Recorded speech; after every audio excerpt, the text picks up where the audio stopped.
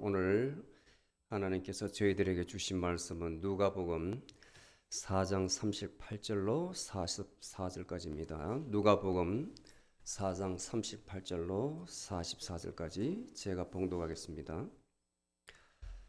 예수께서 일어나 회당에서 나가 시몬의 집에 들어가시니 시몬의 장모가 중한 열병에 걸린지라 그들이 저를 위하여 예수께 간구하더니 예수께서 그 앞에 서서 열병을 꾸짖으신데 열병이 떠나가고 여자가 즉시 일어나 저희를 수종더니라.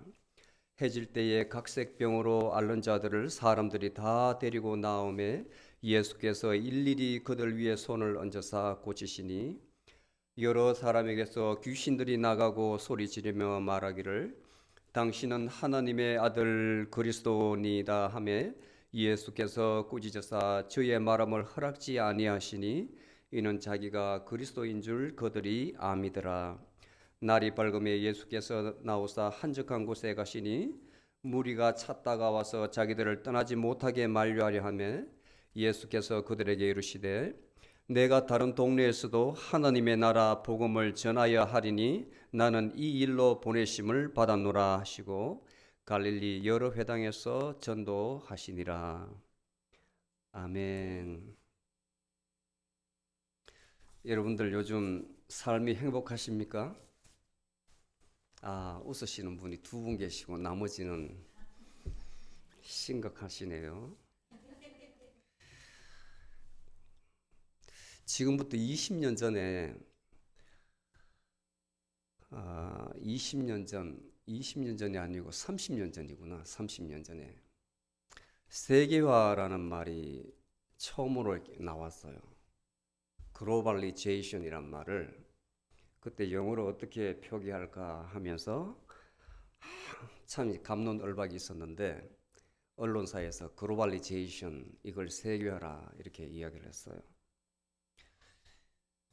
전 지구가 하나라는 겁니다. 하나. 그 요즘 와서 제가 그 당시에는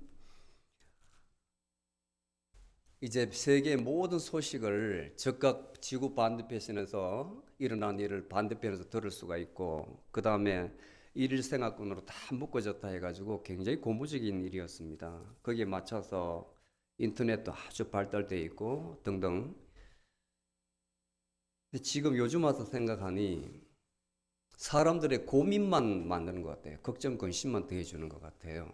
몰라도 될 일을 괜히 들어가지고 더 걱정이 되는 거예요. 몰라도 될 일을. 여러분도 그렇잖아요. 한국에 친척분이 있다 그러면 한 번씩 전화할 때에 좋은 일만 있는 게 아니지 않습니까? 안 들어도 될 일을 들으면 괜히 마음에 걱정이 된다고. 걱정이. 누가 아프다, 누가 어떻다 말을 들으면, 누가 잘 안 됐다 말을 들으면 전쟁이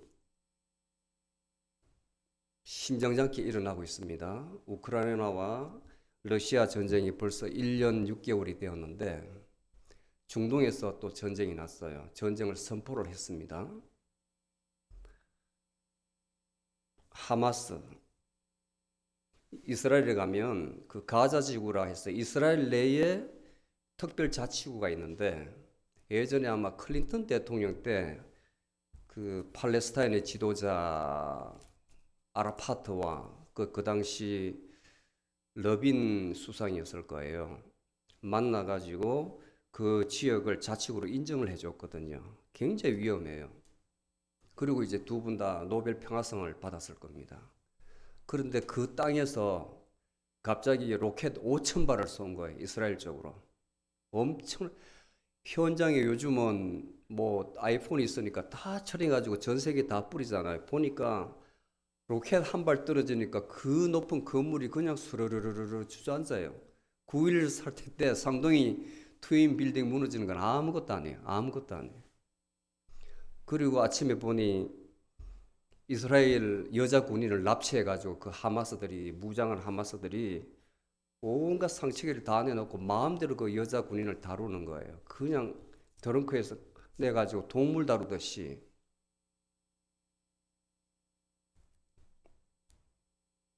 너무 마음이 아파요. 너무. 우리나라 사실은 전 지구를 보면 발칸반도도 화였고지만 한반도 우리나라도 굉장히 위험하거든요. 근데 정작 해외에 나와 있는 우리들이나 그리고 한국에 살고 있는 사람은 몰라요. 안 보이시기에 너무 둔감해져 있어요. 시간이 흐를수록. 거기는 아미스티스라 해가지고 정전 지역입니다. 정전. 휴전 지역이라고요. 평화 지역이 아니고 전쟁이 끝난 상태가 아니고 언제든지 바람만 불면 꺼진 불이 다시 피어나듯이 전쟁이 일어날 수 있는 지역이거든요. 그런데 정작 우리나라는 아주 평온해. 사람들의 걱정 관심이 없어. 어떻게 보면 은혜입니다. 은혜 그것도. 그 위험한 곳에 살고 있으면서도 평안하게 살 수 있는 것도 은혜예요. 그리고 또 하나는 그 비아 돌로로스라고 있는데 이스라엘에 가면은 그 기독교 예수님 믿는 사람들이 항상 가는 늘 그곳에 방문하는 사람들 반드시 방문하는 그 길이 있는데 예수님께서 마지막 십자가를 지고 올라가신 순례의 길이에요. 그런데 극우 또는 극자 유대인들이 십자가 모형을 지고 그 순례자의 길을 따라가는 기독교인들에게 춤을 받았어요. 춤을 어저께 난리가 났죠. 난리가 났죠. 그래서 그 벤자민 네타냐후 그 총리가 즉각 체포하라 해서 유대인 5명을 춤뱉던 사람을 체포를 했는데 아주 그 종족 간에 나라 간에 그리고 신앙이 다른 인종 간에 분열이 갈수록 심각해지는 것 같습니다. 모든 종교가 평화를 외치는데 사실은 잔인한 살상이 이루어지고 있는 이러한 부조리한 시대에 살고 있는 거예요. 우리가 부조리한 시대. 들어보셨어요? 부조리라고? 내가 생각하는 상식과 세상 돌아가는 게 간극이 있다. 이 말이 바로 부조리예요. 부조리. 그런 시대에 우리가 살고 있습니다. 이때에 신앙이란 무엇인가? 우리가 왜 신앙생활을 하는가? 종교생활을 떠나서 신앙생활을 하는가? 진지하게 고민을 해봐야 돼요. 우리가 살고 있는 이것이 바로 진실된 사회인가? 허상인가? 과연 진실된 세상은 어디에 있는가?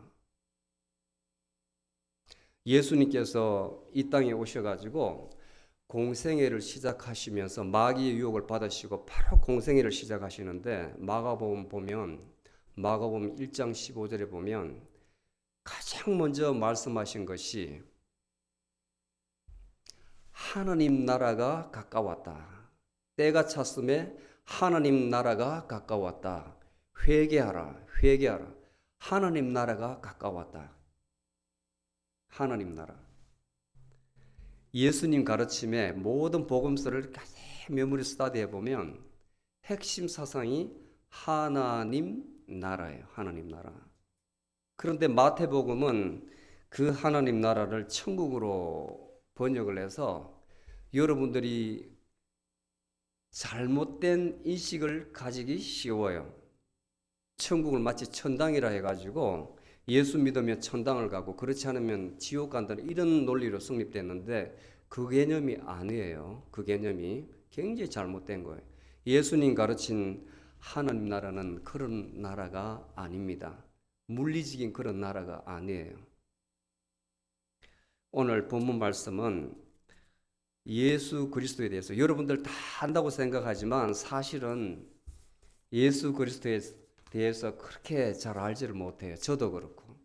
보면 볼수록 그분께서 가르친 내용들이 너무 심오하고 때로는 왜 이 동역에서 이 말씀을 하셨을까 생각나게 하므로 또 의심을 하게 하므로 어려워요.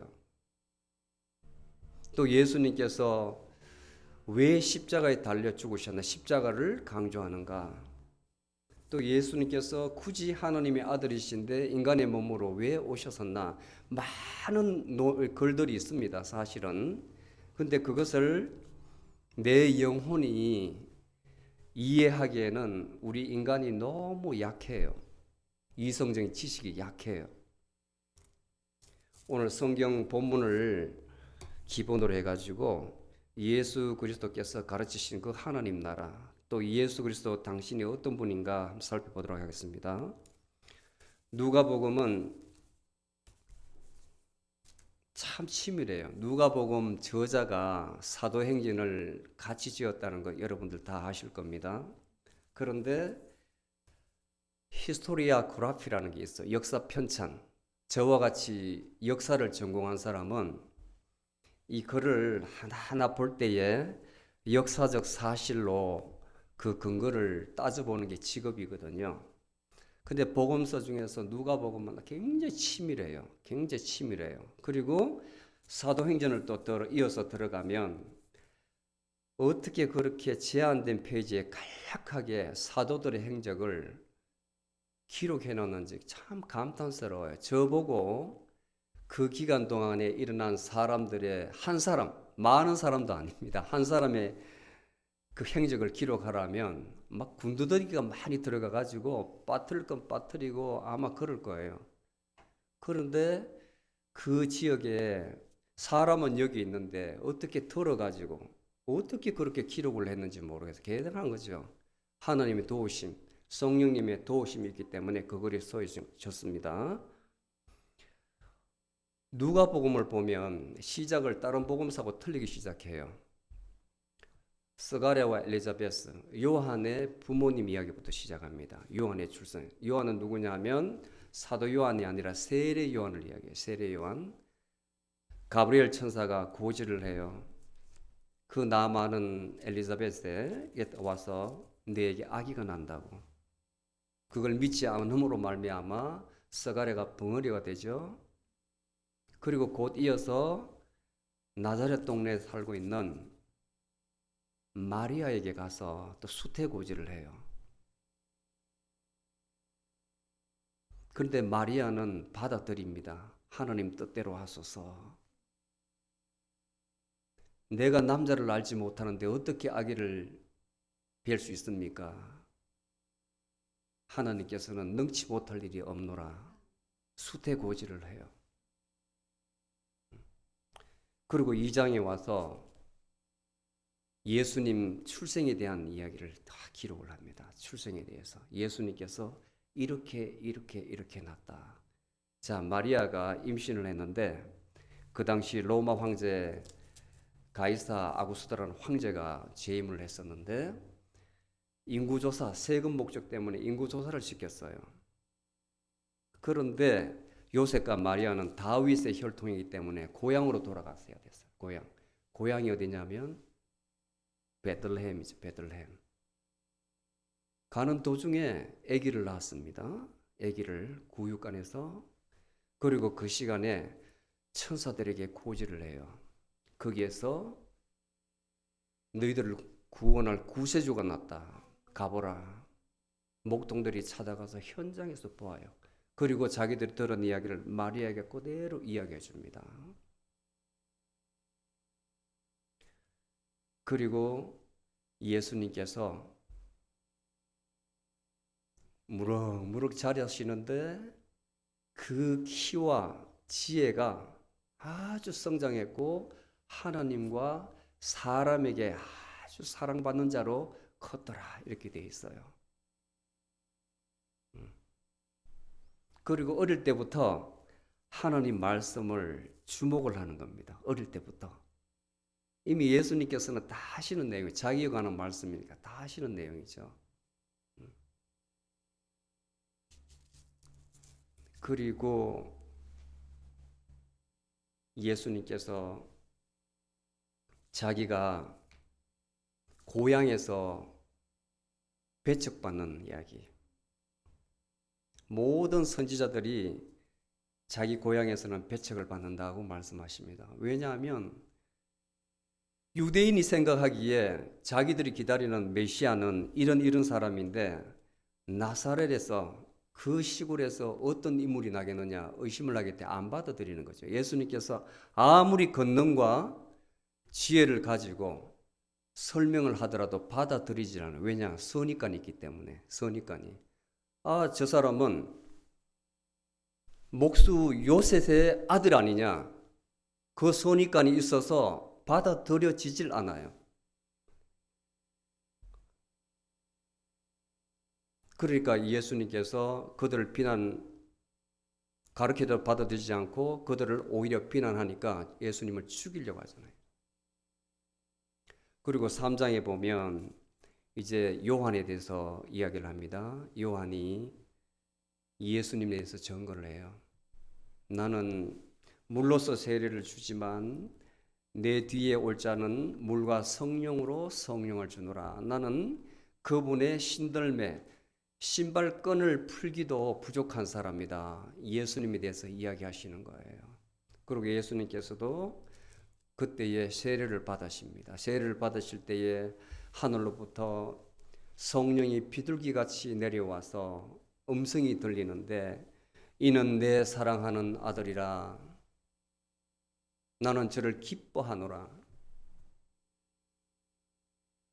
하나님께서 말씀하시기를 이 사람을 나의 사랑하는 아들이라고 이야기했습니다. 나의 사랑하는 아들이라.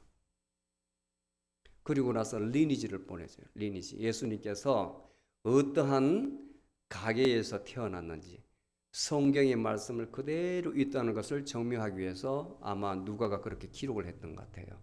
마태복음은 저 위에 아브라함부터 쭉 내려와서 예수까지 기록을 했는데 누가는 예수님 때부터 해서 저기 아담 위에 하나님까지 기록을 했어요. 그래서 창세기 기록된 창세기 49장에 예수님께서 유다의 씨에서 나온다는 그 말씀이 있는데 그 말씀을 그대로 이루어졌다는 것을 증명하기 위해서 리니지를 기록을 했어요.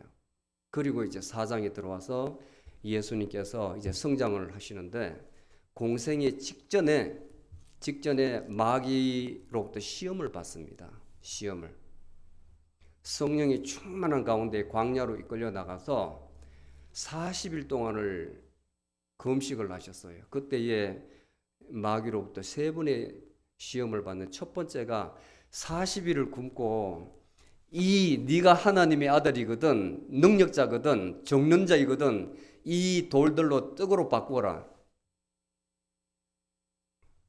여러분들 금식 해봤습니까?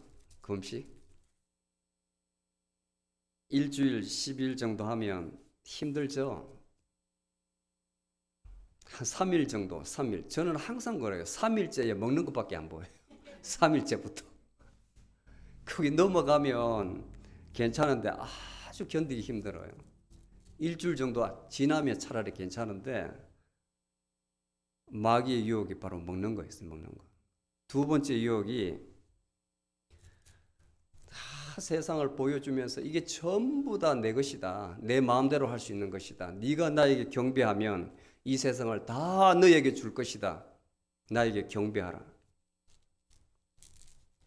세 번째 유혹이 자 성전 꼭대기에 데리고 올라가서 자 말씀에 보면 너의 천사들이 네가 떨어질 때에 발 밑바닥을 딱 받쳐줘서 너를 구해준다 하셨으니까 뛰어내려라. 예수님께서 말씀으로 다 물리쳤어요. 그리고 사역을 시작하시는데 첫 번째 사역이 가르치는 거였어요. 가르치는 거. 그 말씀에 아주 권세가 있어서 아니 저 사람은 교육을 받은 적도 없고 아주 비천한 가게에서 태어났는데 어떤 저런 권세가 있느냐 놀란 거예요. 그리고 예수님께서 거기서 이동을 해가지고 갈릴리에서 이동을 해서 가버나움이라는 것을 가는데 갈릴리는 이 산으로 돼 지금도 가면 그 갈릴리 동네에 아주 작은 동네인데 빼곡하게 있고 그 옆에 이제 예수님께서 성장하신 곳이 있는데 지금도 그대로 보존을 해놨습니다. 아주 시골지 올리브 나무 있는 곳에 염소도 키우고 양도 키우고 소도 키우는 그곳이 그대로 보존되어 있어요. 아주 시골 지역이에요. 거기서 복음을 선포하는데 먹히질 않으니까 예수님께서 이동하셔가지고 가버나움으로 가세요. 가버나움은 갈릴리 호수 가장 북쪽에 있습니다. 북쪽에 바로 붙어 있어요. 홀수 바로 붙어 있어요. 그 회당에서 가르치고 있는데 귀신 들린 자가 있는 거예요. 귀신 들린 자가. 그러니까 예수님께서 가만히 보고 있으니까 이 귀신이 놀래가지고 그 속에서 귀신 들린 자의 입을 통해 가지고 말을 하는 거예요. 우리를 그냥 두소서 나사렛 예수여, 나사렛 예수여, 우리가 당신과 무슨 상관이 있나이까? 우리가 당신에게 아무런 해를 끼치지 않았다는 거예요. 왜 우리를 죽이려 하나이까? 멸하려 하나이까? 우리는 당신이 누구인지를 아나이다. 바로 하나님의 거룩한 자이니다. 그때 예수님께서 듣고 꾸짖었어요. 꾸짖었다고 해요. 리뷰, 꾸짖었다. 그 즉시로 귀신이 그 몸에서 빠져나왔어요. 사람이 꼬꾸라집니다. 하나도 해함을 받지 않고 꼬꾸라졌어요. 사람들이 놀라죠. 이 권세와 능력이 어디에서 나왔느냐. 말로 꾸짖으니까 귀신도 쫓아보내는구나. 그 다음에 이제 오늘 본문으로 들어가는데 가버나움에서 그 회당에 지금 그 유적이 그대로 있어 까맣게 변해가지고 불이 나는지 하여튼 까매요. 현무암인지 거기서 우측으로 북쪽을 향해서 우측으로 보면 바로 베드로의 장모님 집이 보여요. 장모님 집. 예수께서 일어나 회당에서 나가사 시몬 베드로의 집에 들어가시니 그 장모가 중환병에 걸린지라. 중환 열병에 걸린 거예요. 열병. 근데 열병이라는 것은 사람이 몸에 열이 나는 것은 바이러스에 감염됐다는 거예요. 바이러스에. 그래서 내 몸에서 백혈구가 나와서 막 둘이 전쟁을 하고 있는 거예요. 그때에 몸에 열이 나는 겁니다. 열. 그걸 제대로 잡지 못하면 사람이 심각하게 합병증을 일으켜서 죽을 수도 있어요. 열병, 아주 그냥 열병이 아니라 중한 열병에 걸렸다 하는 거 보니까 펄펄 끓였던 모양입니다. 그래서 사람들이 예수님께서 귀신을 쫓는 거 봤으니까 부탁을 해요. 오셔서 고쳐주소서. 사실은 다른 사도행전에 보면 예수님께서 가시지 않더라도 듣고 말씀으로서 고칠 수가 있거든요.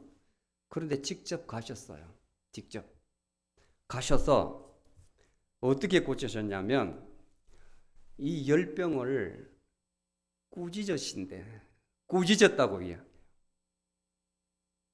그러니까 열병이 떠나가고 그 즉시로 이 베드로의 장모가 나와서 그들에게 수종들었더라. 봉사했더라. 주목해야 될 대목이 바로 꾸짖었다는 거예요. 꾸짖었다는 것. 앞에 귀신도 꾸짖어서 나갔죠. 열병도 꾸짖었다. 잘 기억해 놓으세요. 그리고 해질 때에 막 갖가지 병을 앓는 자들을 사람들이 다 데리고 오는 거예요. 근데 예수님께서 일일이 한 사람 한 사람마다 다 안수하셔서 고쳐주셨다. 그리고 그 중에서 귀신들이 나가고 소리 지르며 말하기를, 귀신들은 그 앞에는 당신이 하나님의 거룩한 자이시니다 이렇게 말을 했는데 여기서는 당신이 하나님의 아들 그리스도이시니다 이렇게 말하면서 나가는 거예요. 어떻게? 예수님께서 꾸짖을 때. 근데 예수님께서 그 말을 듣고, 그리스도라는 말을 듣고 그들에게 이 말을 하지 말라고 이야기해요. 이 말을 하지 말라. 예수님께서 아직까지 당신이 그리스도이시다라는 것을 사람들에게 밝혀지기를 꺼리시는 거예요. 아직 때가 되지 않았기 때문에 당신의 사역이 방해받는 것을 염려하셔서 사람들에게 알리지 말라고 했습니다. 한두 번이 아니에요. 이렇게 말씀하신 건. 자, 그리고 예수님께서 그 다음날 안식일이 끝나고 한적한 곳에 가서 기도를 하시려는데 사람들이 떼거지로 몰려와가지고 자기 고을을 떠나지 말고 계속 머물러 달라는 거예요. 몸을 있으라고 하는 거예요.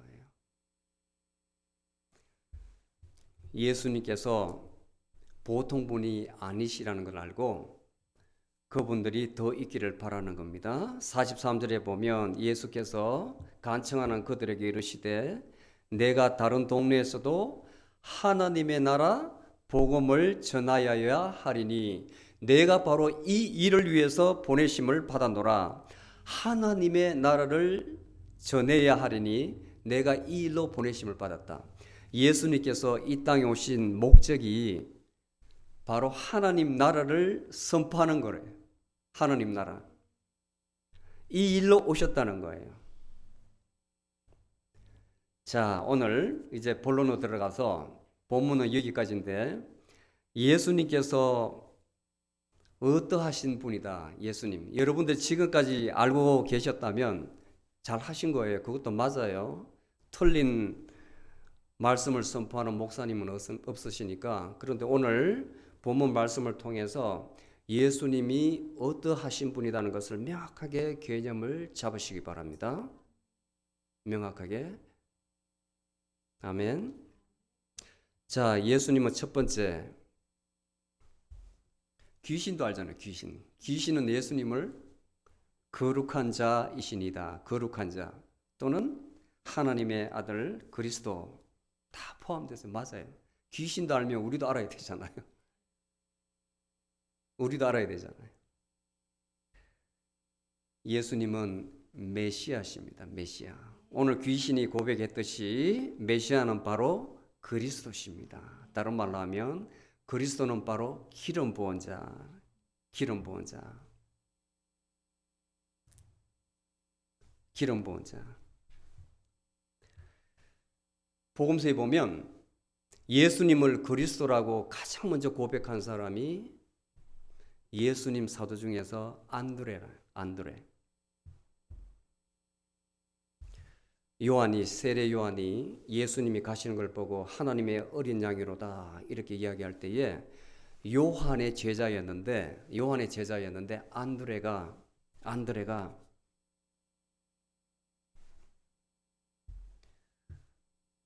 예수님을 따릅니다. 그리고 자기 형제 베드로에 가서 내가 누구누구를 보았노라 말을 해요. 누구누구를 보았노라. 그리스도를 보았노라. 자기 형제 베드로에게 말을 해서 전도를 해요. 자, 기름 부은 자는 옛날 구약 시대는 세 직분에서 기름을 줬어요. 첫 번째 제사장, 그리고 왕, 선지자. 이렇게 세 직분에게 기름을 부었는데 왜냐하면 그들은 하나님으로부터 특별 임무를 받은 종이었어요. 부름을 받은 자였습니다. 그래서 기름 부음을 주었어요. 제사장 직분도 출애기 30장 30절에 보면 모세를 통해서 하나님께서 말씀을 하십니다. 아론과 그 자손들에게 기름을 부어 제사장으로 삼아라. 제사장이었어요. 그리고 왕인데 사무엘상 10장 1절에 보면 사울에게 기름을 부어요. 사울에게 기름을 부어서 이스라엘의 초대 왕으로 삼으세요. 그리고 선지자 열왕기상 19장 16절에 보면 하나님께서 엘리야에게 너의 후임으로 엘리사에게 기름을 부어라. 너의 후임으로 엘리사에게 기름을 부어라. 다 기름 부은 자죠. 하나님께서 특별히 사용하시기 위해서 기름을 부었습니다. 예수님께서는 이 세 가지 직분을 다 가져갔어요. 그리고 예수님 당시에는 유대인들이 기다리던 메시아는 정치적 메시아였습니다. 정치적 메시아. 왜냐하면 팔레스타인 지역, 유대인들이 사는 그 지역이 로마 제국에서 속국으로 있었기 때문에 누군가 권능 있는 사람, 다윗과 같은, 우리 조상 다윗과 같은 사람이 와서 우리 지역을 로마의 압제로부터 구해줄 정치적 메시아를 기다리고 있었던 거예요. 그런데 예수님께서는 그런 분으로 오시지 않았잖아요. 여기에 문제가 있는 거예요.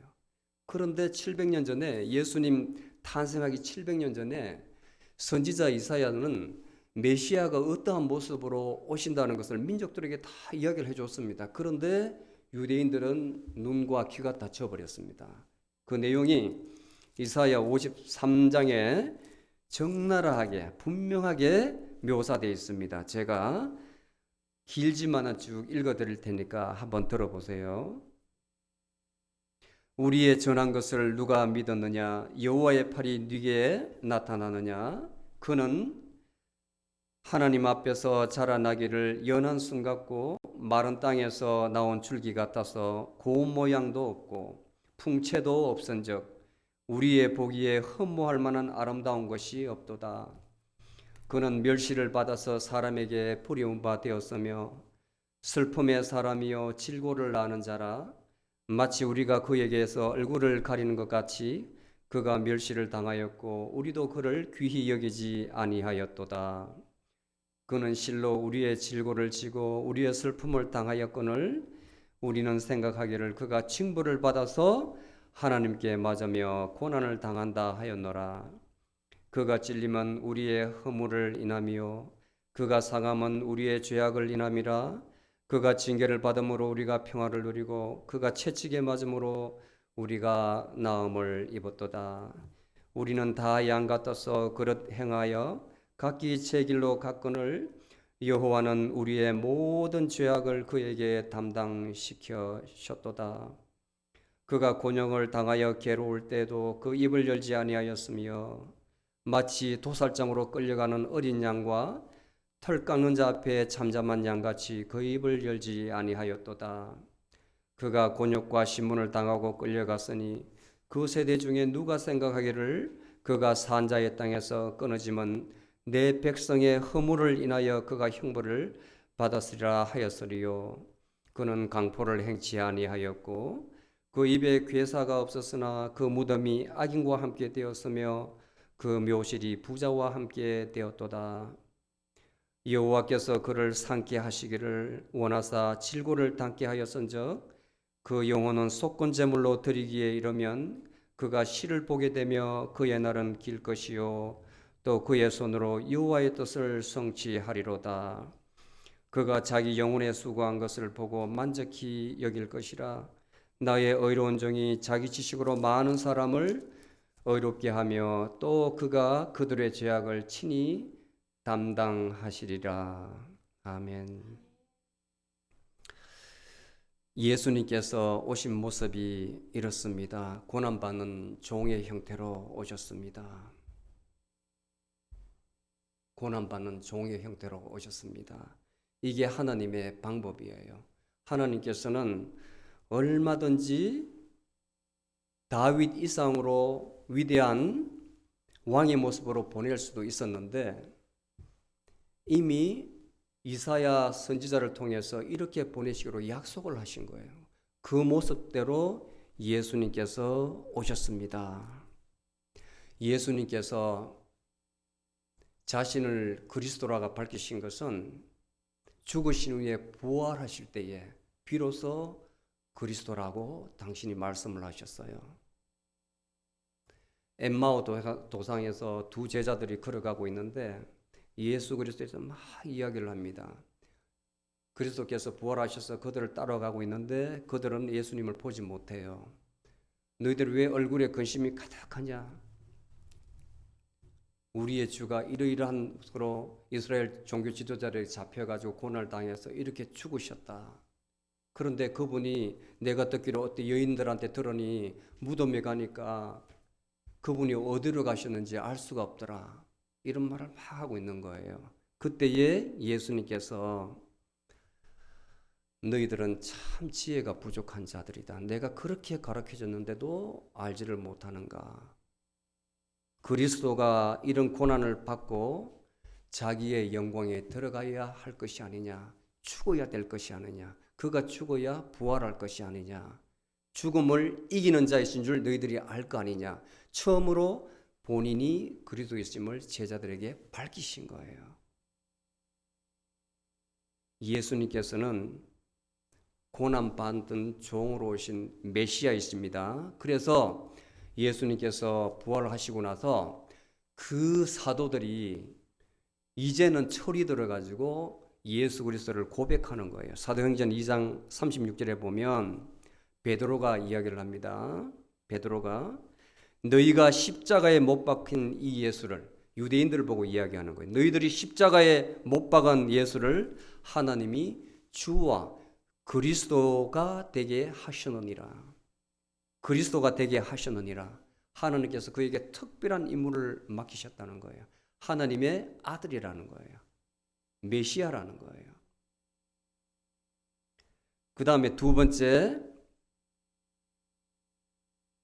예수님은 하나님의 아들이십니다. 하나님의 아들이십니다. 하나님의 아들이라는 것은 삼위일체 중에 위격이 두 번째 위격이라는 거예요. 성부, 성자, 성령, 굉장히 어려운 개념인데 지난번에 우리 성경 공부 때 다 설명을 드렸죠. 예수님은 하나님의 아들이시지만 하나님이세요. 하나님이세요. 하나님의 아들이라고 고백한 사람은 예수님 사도 중에서 첫 번째 나다니엘입니다. 나다니엘. 빌립이 나다니엘에게 가가지고 내가 메시아를 보았다. 누구냐? 나사렛에 오신 예수시라. 야, 이 사람아, 그 시골에서 무슨 메시아가 오느냐? 그런 말 하지 마라. 그런데도 자꾸 예수님 앞에 데리고 갔어요. 빌립이 나다나엘을. 그러니까 예수님께서 네가 나에게 오기 전에 너가 무화과 나무 아래 있는 것을 내가 보았도다. 깜짝 놀란 거예요. 깜짝 놀란 거예요. 그때에 자신도 모르게 당신은 하나님의 아들이시니다. 하나님의 아들이라고 고백을 한 거예요. 내가 너에게 저 멀리 보이지도 않는 그 무화과 나무 아래에 있다는 그 말을 했다고 네가 그렇게 믿느냐? 앞으로 너는 나를 통해서 그보다 더 큰 일을 보리라 이야기를 해요. 두 번째, 누가복음 1장 35절에 보면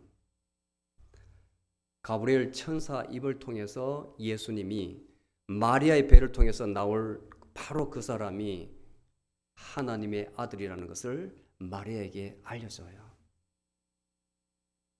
네 몸에서 날 그 자는 거룩한 자인데 바로 하나님의 아들이다.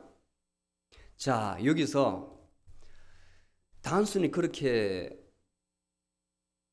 알 것이 아니라 제가 두 가지 예를 들어서 선명하게 가르쳐 드릴게요. 잘 들으세요. 성경에 보면 하나님께서 창조한 피조 세계가 있어요. 피조. 창세기에 보면 잘 나옵니다. 1장에 보면 하나님께서 말씀으로 천지를 창조하시는 이야기가 나오죠. 그런데 그 창세기 1장 26절에 보면 인간도 하나님께서 지으셨어요. Let us make a man according to our image 이렇게 나와 있어요. In our image, after our likeness 이렇게 돼 있어요. Let us make 돼 있죠. make. 만든다는 거예요. 만든다는 거. 자, 만든다는 개념을 성경을 가만히 이렇게 봐요. 만든다는 것은 만드는 주체가 있을 거 아니에요. 예를 들어서 내가 이 탁자를 만든다면, 카펜터가 내가 탁자를 만든다면 이것은 내가 만든 거예요. 그죠? 내가 만든 거예요. 의자를 만드는 사람은 의자를 만든 장인이 있겠죠. 마찬가지. 모든 것이 조각 같은 게 보면 화가가 그림을 그리고 화가가 조각품을 만들어요. 조각가가. 그렇죠? 자, 피조물입니다. 그런데 성경에 보면 인간이 지음을 받았대요. 지음을 받았대요.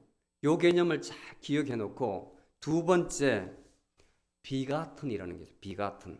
비겟이라는 영어로는 그거는 낳음을 받은 낳는다는 거예요. 낳는다는 거. 여러분들 여자분들 아기 다 낳으셨죠. 애 나오면 어떻게 나옵니까? 사람의 모습으로 나와요. 어떻게 다른 모습으로 나와요. 송아지는 아니 소는 누굴 낳습니까? 사람을 낳습니까? 송아지를 하잖아요. 그죠? 그 말을 해요. 말은 몰라요? 망아지 낳죠. 망아지. 예. 그 다음에 개는 뭐 나요? 개아지 나요? 강아지는 강아지. 사람은 사람을 낳죠. 그 모습대로 낳잖아요. 잘 기억하세요. 잘. 그러면 하나님은 뭘 낳아요? 하나님은 하나님 아들을 낳을 거 아니에요. 하나님 모습대로 낳을 거 아니에요. 하나님께서 예수님을 만드신 게 아니고 낳았다고 해요. 낳았다고 표현을 해요. 그러면 예수님은 하나님이죠. 하나님. 여러분들이 배에서 난 그 아들은 여러분들 성품을 담지 않습니까? 물론 본인이 천성적으로 하나님께서 주신 다른 성품도 있지만 또 살아가면서 본인이 또 형성한 거 있지만 여러분 배에서 났으니까 사람의 아들이에요. 사람의 아들. 동물들도 자기 새끼를 낳지 않습니까? 사람도 자기 새끼를 낳잖아요. 하나님도 아들을 낳으면 하나님의 아들이죠. 그 모습 그대로 가지고 있단 말입니다. 그렇다면 사람은 왜 하나님의 아들이 될 수가 없을까? 사람은 왜? 하나님의 아들. 우리는 사람의 아들인데 성경에 보면 우리도 하나님의 자녀 이렇게 표현을 해요. 그걸 심각하게 고민을 해요. 심각하게. 여러분들 생명이 있는데 하나님께서 이렇게 창조하신 게 다 생명이 있어요. 생명. 그걸 그리고는 비오라 그래요. 바이오그라피라 그러잖아요. 바이오라 그러잖아요. 바이오, 비오. 생명이 있어요. 라이프가 있다고요. 식물도 생명이 있어요. 물 안 주면 죽어버리잖아요. 나무도 그렇고요. 사람도 생명이 있습니다. 모든 사람이 생명이 있어요. 그런데 중요한 것은 그 다음에 또 다른 게 들어가야 하나님이 자녀가 될 수 있는 겁니다. 그게 뭐냐면 그리스에서는 완전히 구별을 해놨는데 성경에도 구분이 되어 있습니다. 신약에 조에라는 거예요. 조에. 라이프에 똑같이. 라이프. 영적인 생명. 영적인 생명. 그 생명이 있어야 여러분들이 비로소 하나님의 자녀가 될 수가 있는 거예요. 자, 조각상이 있습니다. 사람이 많은 조각품을 만들었는데 거기에는 생명이 없어요. 생명이. 하나님께서 우리를 지으셨는데 짓고 나서 여러분들이 계속 후손들을 만들어내잖아요. 생명이 있지만 거기에는 하나님의 생명이 없다고요. 피조물이에요. 피조물. 그래서 어둠의 자식이라 그러는 겁니다. 세상을 쫓아가기 때문에. 그런데 내가 진정한 생명, 사람으로서 가치를 얻으려면 조회라는 생명이 들어가야 되는데 거기는 spiritual life, 영이 들어가요. 하나님의 영이 들어가야 돼요. 하나님이. 굉장히 중요한 개념이에요. 그래서 요한복음 1장 12절에 보면 영접하는 자, 곧 하나님의 아들을 믿는 자, 예수를 믿는 자에게는 하나님의 자녀가 되는 권세를 주었다는 거예요. 아멘이죠. 아멘. 누구에게? 예수님을 믿는 자에게 하나님의 자녀가 되는 권세를 주었다는 거예요. 아무나 되는 게 아니에요. 아무나 되는 게. 비로소 여러분들은 세상 사람과 같이 아니하고 그냥 목숨만 가지고 날마다 먹으면서 호흡하면서 살아가는 언젠가 죽을 존재가 아니고 예수님과 같이 상속자가 되는 거예요.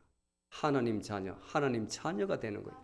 기도할 수가 있는 거예요. 아버지라고 말할 수가 있는 것입니다. 여러분들 예수님을 믿으시죠? 구원주를 믿으시죠? 여러분들은 하나님의 아들입니다. 그 얼마나 귀한 선물입니까? 아멘.